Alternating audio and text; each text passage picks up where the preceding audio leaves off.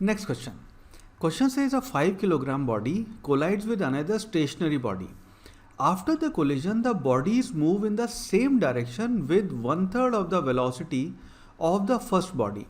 सवाल है mass of the second body will be. Now scenario ये है कि ये आपकी एक बॉडी जिसका मास m1 एक्चुअली 5 किलोग्राम दिया हुआ है, पर अभी सिनेरियो डिस्क्राइब करने के लिए m1 कह लेते हैं.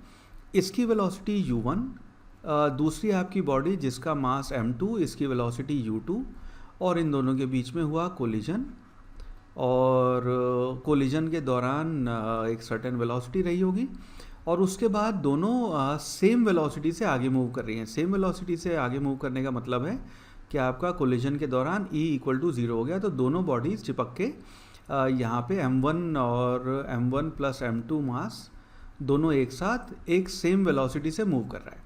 नाउ जो अपने को डेटा दिया हुआ है वही डेटा दिया हुआ है कि m1 की वैल्यू 5 kg, m2 की वैल्यू हमें बतानी है क्या है, और स्टेशनरी बॉडी यानी कि u2 की वैल्यू 0 है, और इसकी वैल्यू हमें मान लेते हैं v दिया हुआ है, और उसके बाद इसकी वेलोसिटी जो है दोनों की कंबाइंड वेलोसिटी आपकी 1/3 ऑफ v हो गई.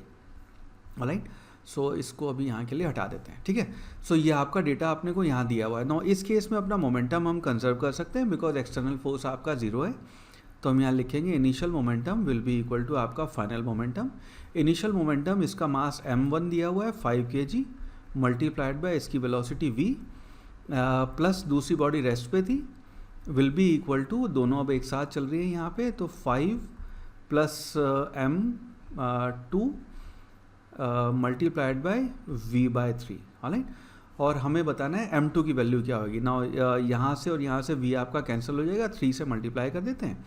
सो ये आपका लेफ्ट हैंड साइड बन गया 15, v आपका कैंसिल हो गया, will be equal to 5 plus m2.